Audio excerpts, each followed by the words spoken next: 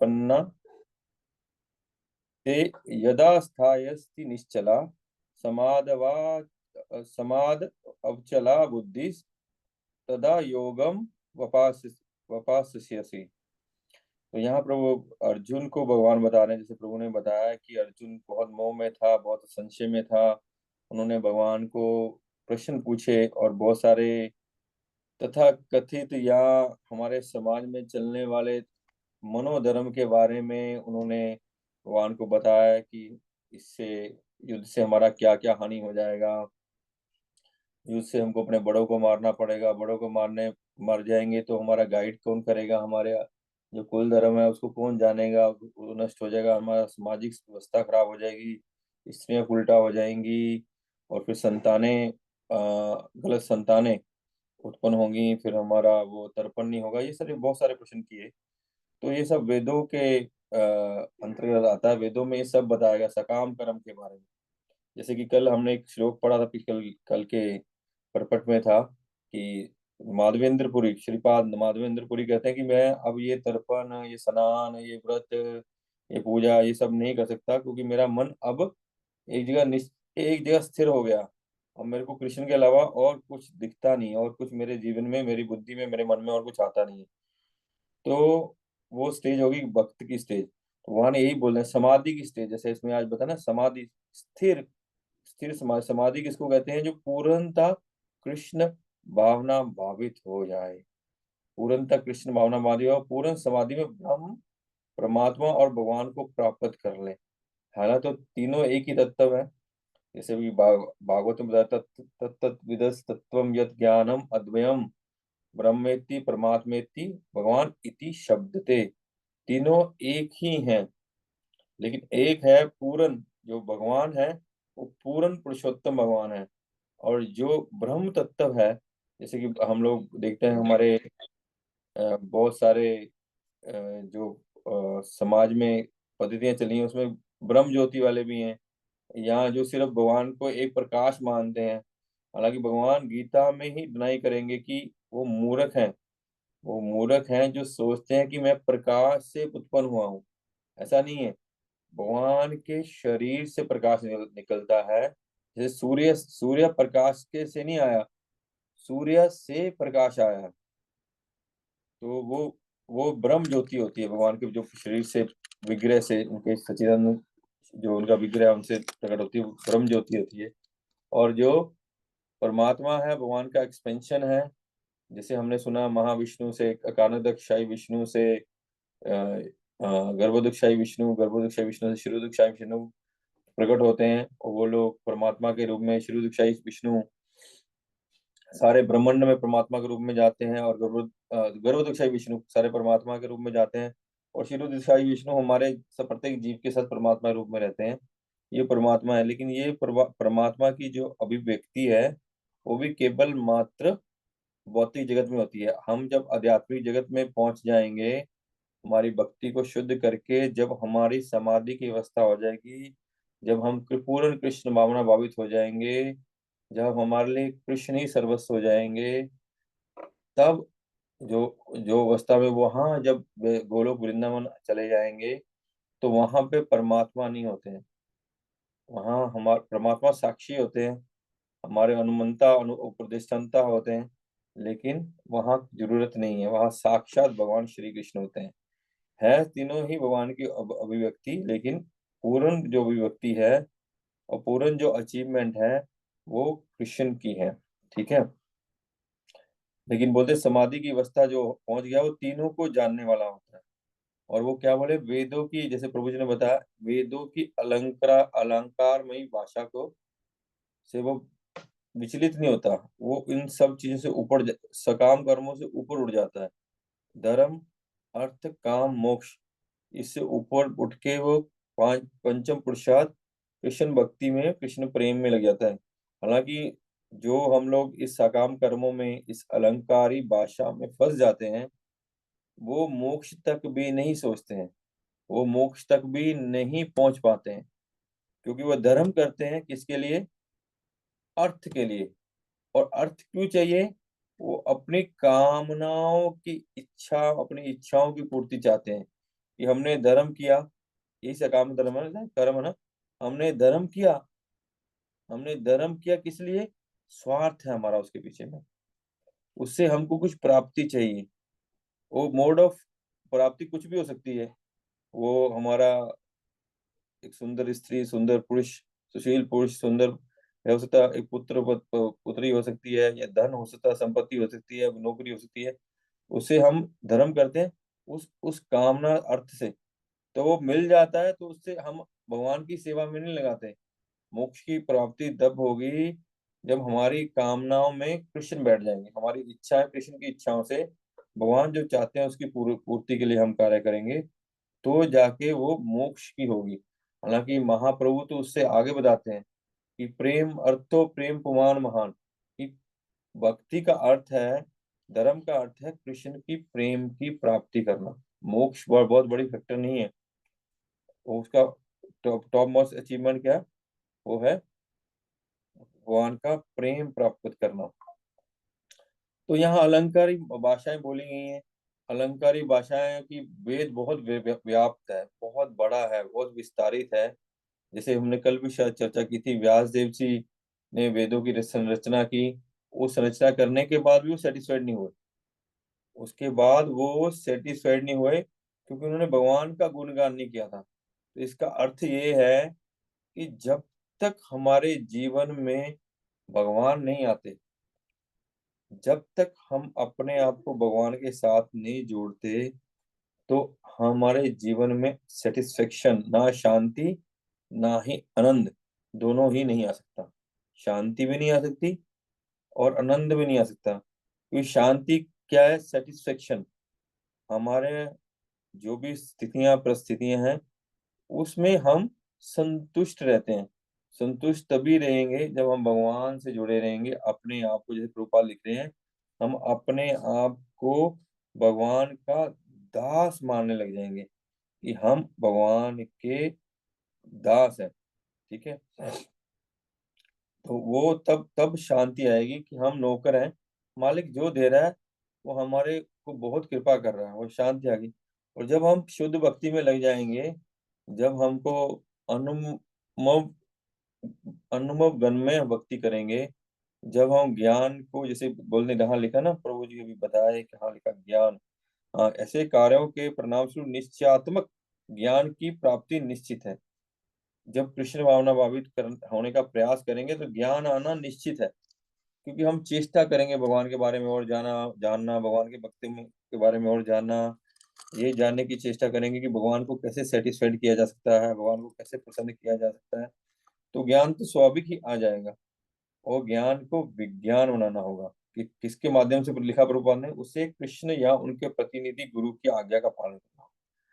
जो कृष्ण है, कृष्ण की आज्ञा है भगवत गीता, या उनकी लीलाओं से जान सकते हैं भगवान क्या चाहते हैं, या हम जान सकते हैं जो उनके प्रतिनिधि हैं, गुरु वैष्णव हैं, उनके माध्यम से। जब व्यास देव जी ने इतना बड़े शास्त्रों की, वेदों की रचना कर दी, जब वो सेटिस्फाइड नहीं हुए थे, तब उनको क्या, कैसे सेटिस्फेक्शन मिला? उन्होंने अपने गुरु का शरण लिया। उनको गुरु ने, उनको नारद मुनि ने उनको बताया कि आप, जो सारे शास्त्रों का सार है कि भगवान का गुणगान होना, वास्तविक भक्ति, भक्ति प्रदान करने वाले ऐसे शास्त्र का रचयिता कीजिए जिसमें भगवान का गुणगान हो, और उसको पढ़ने से, श्रवण करने से जीवों में भक्ति का उदय हो, और जिससे जीवन, जैसे आपके जीवन सुख शुष्क है, ऐसे जीवों का जीवन सुख शुष्क है, उसमें आनंद की प्राप्ति हो।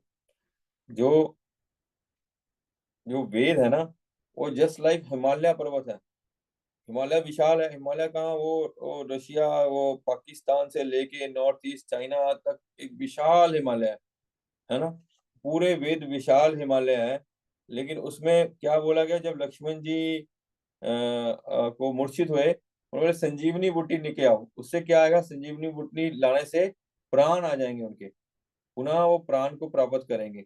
ऐसे ही वो विशाल संसार है, और विशाल हिमालय पर्वत है, और विशाल शास्त्र है, उसमें से भक्ति का रस लेना होगा।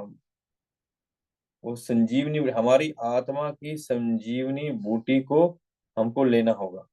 हमारी कैपेसिटी नहीं है, हमारी क्षमता नहीं है, हम पूरे वेदों को जान पाए, समझ पाए, पढ़ पाए।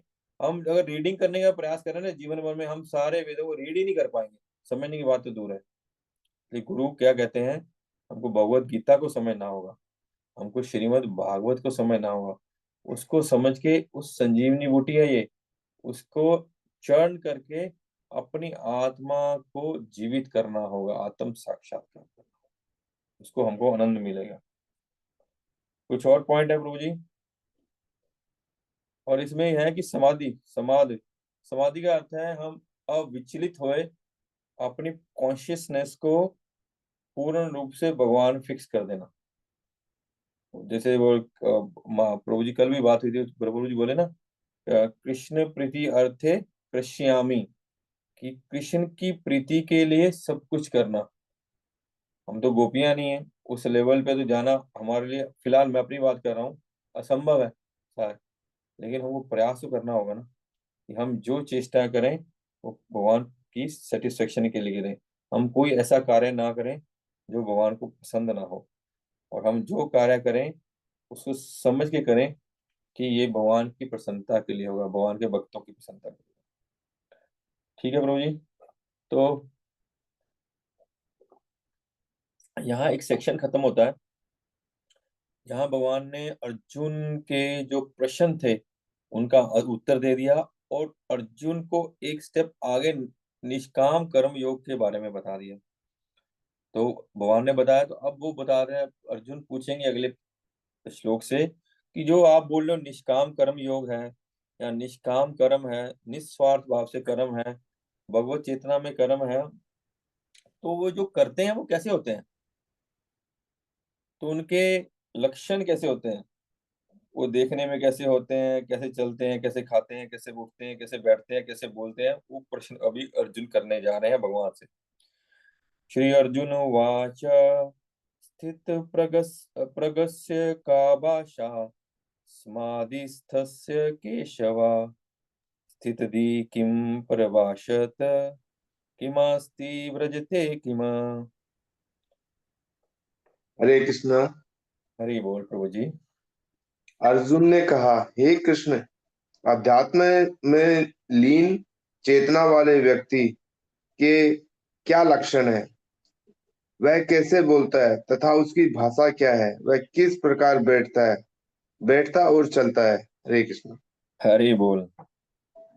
तो अर्जुन ने पूछा कि प्रभु जी, गुरुदेव, जिस व्यक्ति की आप चर्चा कर, जिस जीव की आप चर्चा कर रहे हैं, जो समाधि में कृष्ण भावना भाव रहता है, भगवत चेतना में रहता है, जो निष्काम कर्म में रहता है, निस्वार्थ भाव में करके आपका पूर्ण आपको समर्पित रहता है, वो होता कैसा है, उसको कैसे पहचाना जा सकता है? ऐसा क्या, कौन है ऐसा, वो कैसे चलता है, कैसे बैठता है, क्या बोलता है, कैसे बोलता है, वो बताइए हमको। अभी उन्होंने ये प्रश्न किया श्री भगवान से, श्री कृष्ण से प्रश्न किया। भगवान आगे उनका उत्तर देंगे। आगे जो श्लोक है, जो 55 नंबर से लेके 72 नंबर तक, भगवान उसका आंसर देंगे उनको, उसको उनका आंसर देंगे। तो वो कैसे, उन्होंने ये क्यों पूछा? प्रोपा लिखते हैं कि जैसे प्रोपा एग्जाम्पल, ये धनी व्यक्ति होता है ना, तो धनवान होता है, उसके लक्षण होते हैं। कैसे पहचाना जाता है धनवान है, कैसे पहचानेंगे?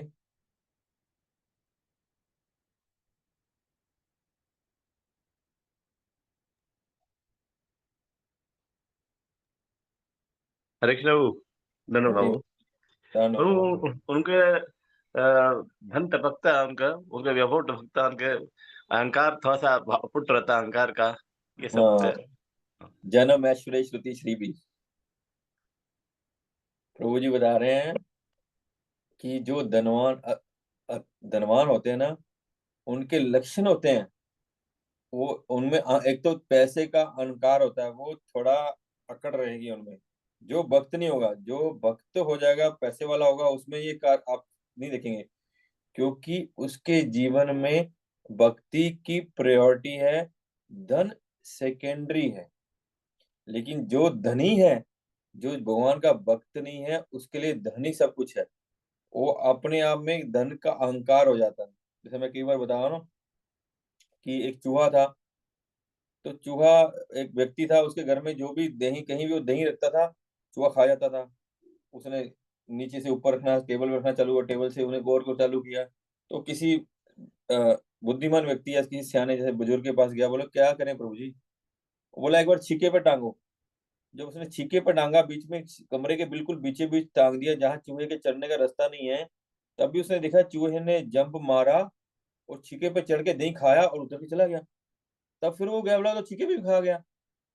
तो बोला ठीक है, जहां वो चूहा आए दही रखो, जहां खाए, खाने के बाद जहां वो जाता है, जाके उसके पीछे पीछे चले जाओ, और जहां वो उसका बिल होगा, जहां वो जाएगा, फिर उसको खोद लो। वो ऐसे ही किया, व्यक्ति किया। जब वो चूहा गया, उसने बिल तक पहुंचा, उसने खोदी, तो उसमें नीचे स्वर्ण मटका था, स्वर्ण की मुद्राएं थी। तो वो क्या, उसका कहने का अर्थ था कि वो जो चूहा इतने जंप मार रहा है ना, इतने ऊंच उछल रहा है, तो उसका अपनी शक्ति नहीं है, जो उसकी बिल में जो स्वर्ण की मुद्राएं है ना, उसलिए उछल रहा है।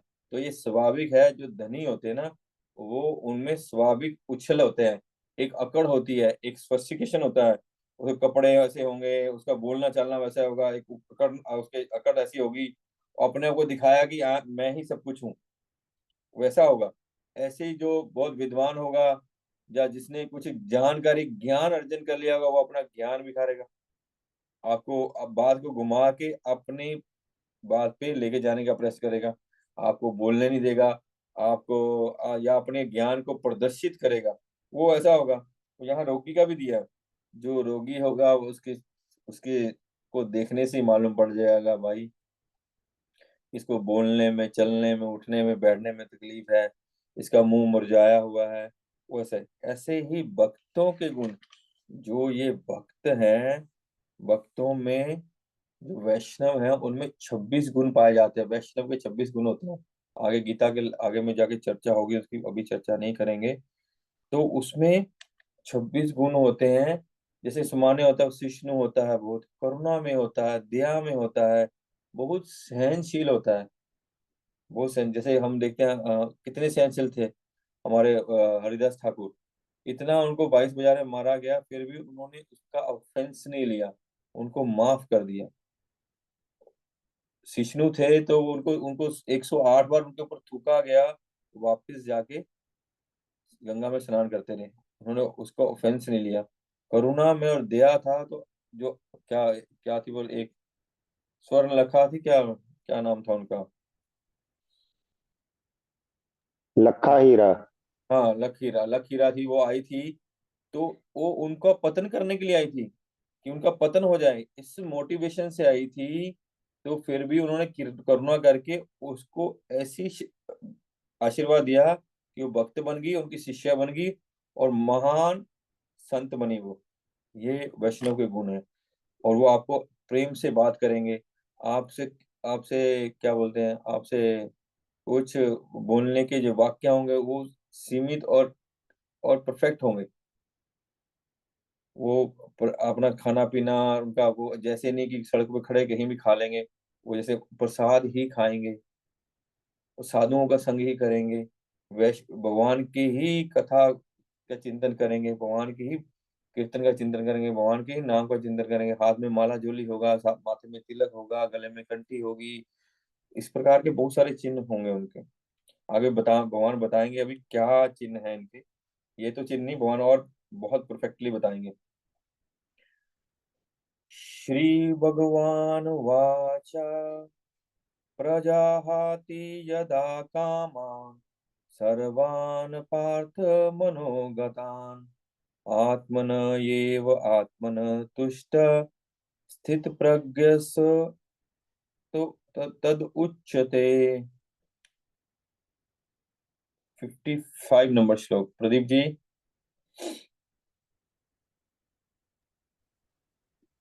श्री भगवान ने कहा, हे पार्थ, जब मनुष्य मनोधर्म से उत्पन्न होने वाली इंद्र तृप्ति की समस्त कामनाओं का परित्याग कर देता है, और जब इस तरह से विशुद्ध हुआ, उसका मन आत्मा आत्मा में संतोष प्राप्त करता है तो वह विशुद्ध दिव्य चेतना को प्राप्त प्राप्त कहा जाता है।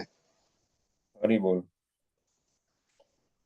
तो यहाँ भगवान बताते हैं कि स्थित प्रज्ञ कैसे होते हैं, जो भगवान के शुद्ध कृष्ण भावना भावित भक्त होते हैं वो कैसे होते हैं। यहाँ बता रहे हैं प्रजहाति यदा कामान।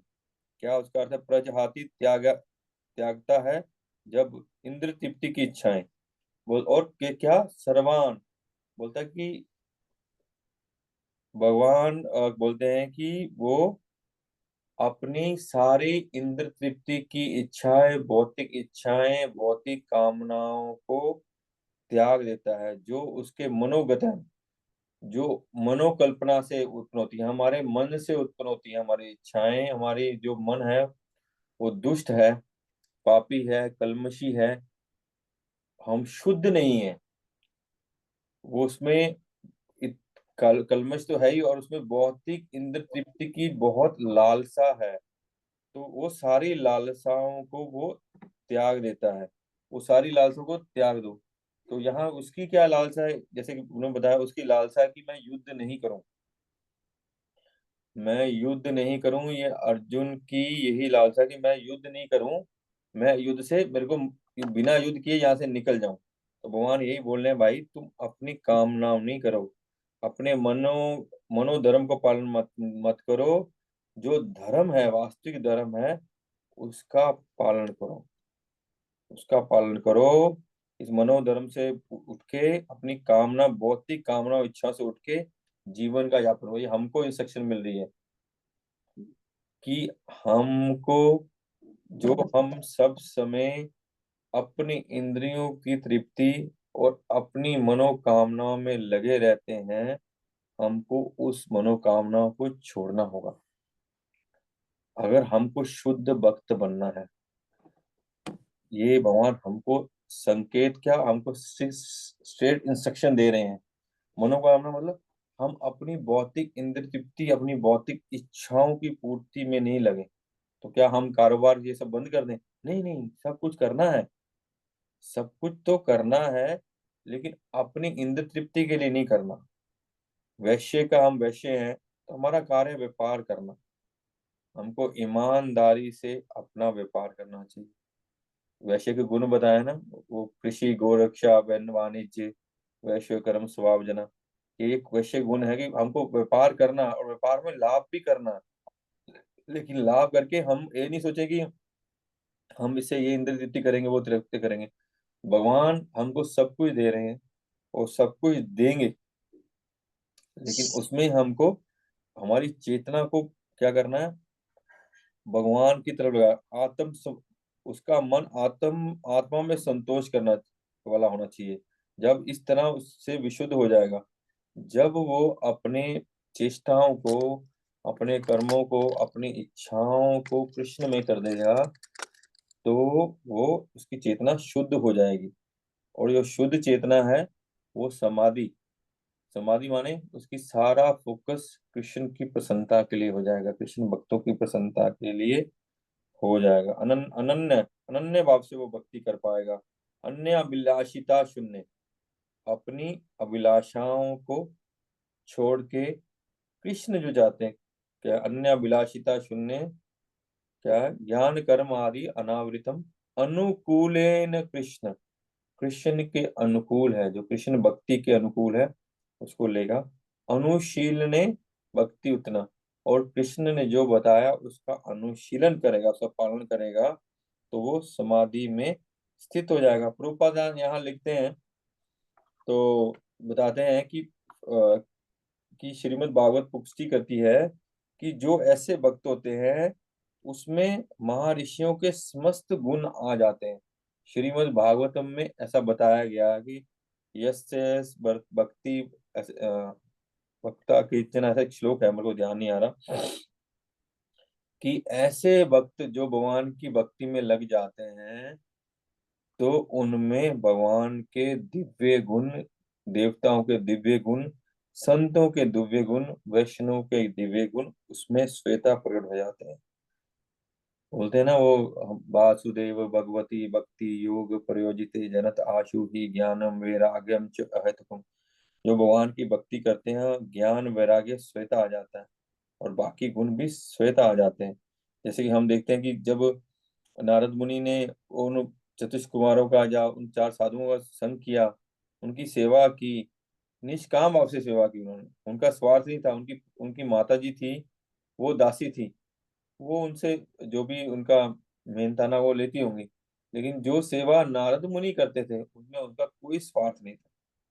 निस्वार्थ भाव से उनकी सेवा की, और सेवा करने से क्या कृपा मिली, उनको भगवत भक्ति मिली। तो आगे बोलते हैं कि आध्यात्मिक अत्यधिक उन्नत जीवन जीवात्मा अपने आप को परमेश्वर का शाश्वत दास मानकर आत्म तुष्ट रहता है। ऐसे आध्यात्मिक पुरुष के पास भौतिकता से उत्पन्न एक भी विषय वासना फटक नहीं पाती। वह अपने को निरंतर भगवान के सेवक मानता हुआ सहज रूप से सदैव प्रसन्न रहता है। सदैव प्रसन्न रहता है कौन? जो अपने आप को भगवान का दास मान चुका है।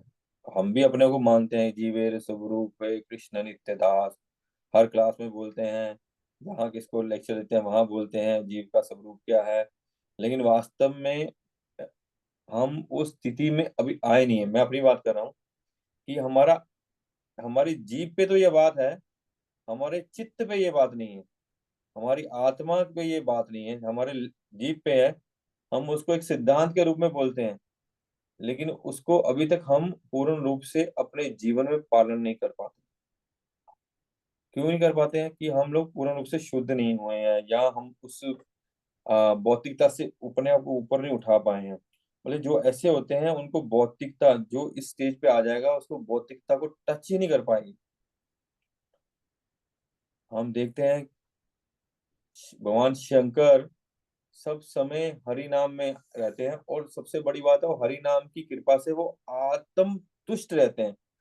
जो आत्मा में संतोष, आत्मा में आत्मा राम में आनंद लेते हैं वो। नहीं समझे मेरी बात? वो देवादि देव महादेव है, इंद्र चंद्र वरुण सब उनसे छोटे हैं, सब उनके नीचे हैं, सबके बॉस हैं वो। और लेकिन वो भगवान के नित्य सेवक हैं, नित्य पार्षद हैं, नित्य सब समय भगवान के उस स्थिति में रहते हैं कि मैं जीवेर स्वरूप है नित्य कृष्ण दास। वो वास्तव में स्थिति में रहते हैं और उस स्थिति में आनंद लेते हैं, और किसी चीज की उनमें लालसा नहीं है, आत्म तुष्ट हैं। इसलिए कोई भौतिकता उनको छू ही नहीं सकती।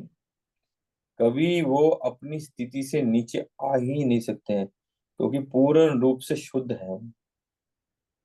कामदेव ने प्रयास किया उनको डिस्टर्ब करने का, कामदेव भस्म हो गया, उनको कुछ नहीं फर्क पड़ा, उनको कुछ। इसी प्रकार नारद मुनि के जीवन से देखते हैं, नारद मुनि ने काम पे विजय पा ली।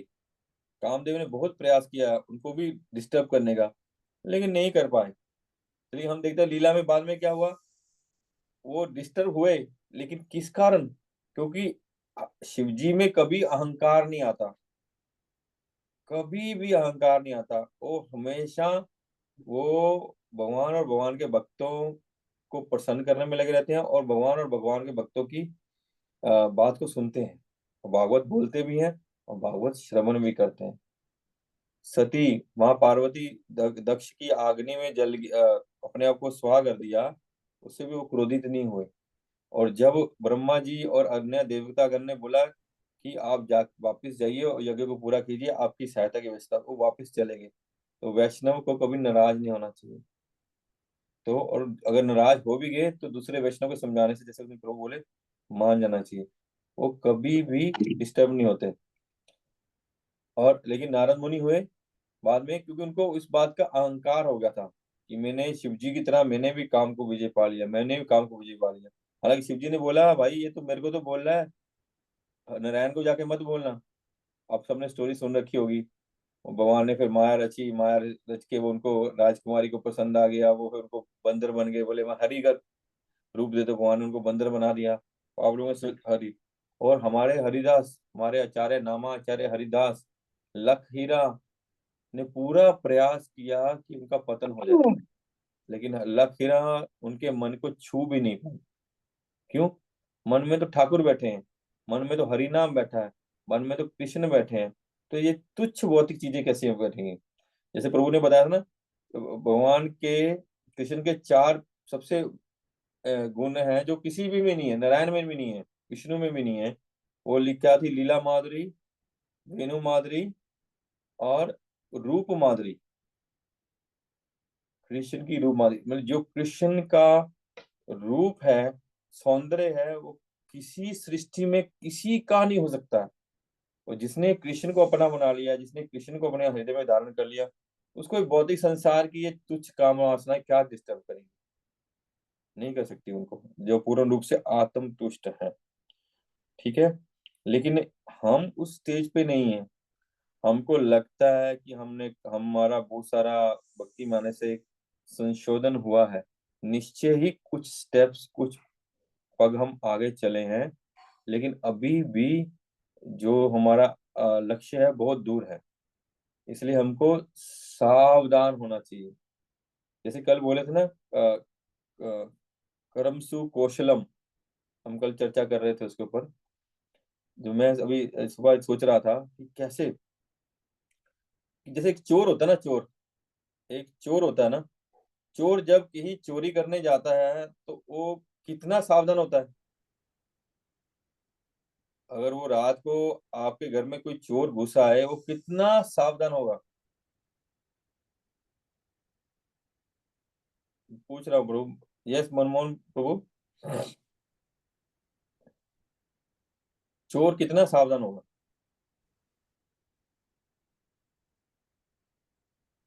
है कोई भी बोलिए, प्रभु का माइक ऑफ है।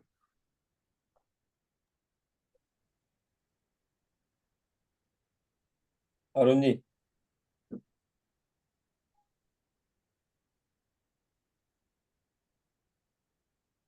वीडियो भी बंद कर दिए। अच्छा, चल पड़ा, चल हरे पड़ा। कृष्णा प्रभु जी।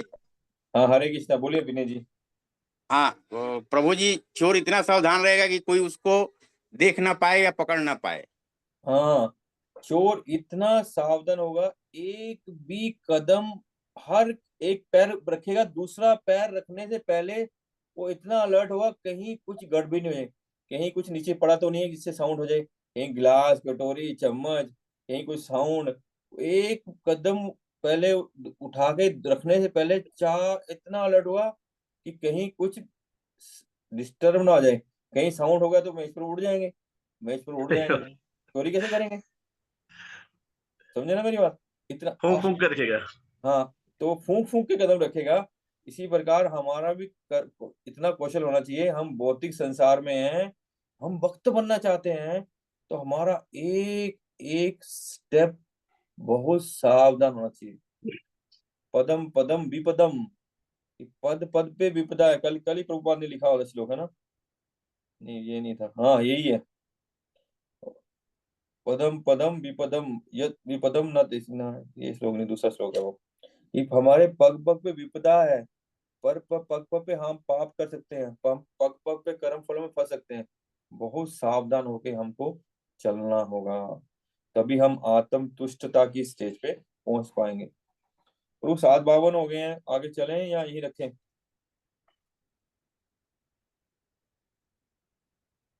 या आप लोग कुछ बोलेंगे तो एक श्लोक नहीं करेंगे, अगर आप लोग नहीं बोलेंगे तो एक श्लोक और कर सकते हैं। मैं चाहता हूँ आप लोग कुछ बोलें, तो आज यहीं कर तक, लीजिए। आप यहीं तक रखते हैं। तो प्रदीप जी आज के 3 श्लोकों में कुछ हमको बताएंगे। हरि बोल। हरे कृष्णा प्रभु जी। और प्रभु जी, आज एक तो भगवान को, जैसे अर्जुन जो है भगवान श्री कृष्ण से पूछ रहे हैं कि व्यक्ति की पहचान पूछ रहे हैं कि अभी आदमी कैसा होगा, उसकी चेतना कैसी होगी। भक्त की पहचान पूछ रहे हैं, शुद्ध भक्त की पहचान। भक्त की पहचान क्या है, वो कैसा दिखेगा, उसकी चेतना कैसी होगी, वो क्या करेगा। तो वही है कि धनी व्यक्ति के बारे में जब सवाल आता है तो कि धनी व्यक्ति जो होगा, यदि वो भक्त रहेगा तो उसके मन में किसी प्रकार का अहंकार नहीं रहेगा, और वो कैसे बोलेगा, उसकी भाषा जो है, एक भक्त की भाषा जो है मधुर भाषा होगी। और एक अभक्त जो होगा उसकी भाषा में अहंकार रहेगा। और वह किस प्रकार से उठेगा, किस प्रकार से बैठेगा। जो एक भक्त रहेगा वो सब समय सदैव झुक के चलेगा, और जो एक अभक्त होगा वो सब समय अहंकार की तरह, अहंकारी आदमी की तरह एकदम सीना तान के चलेगा, जबकि भक्त ऐसा नहीं करेगा। वो कैसे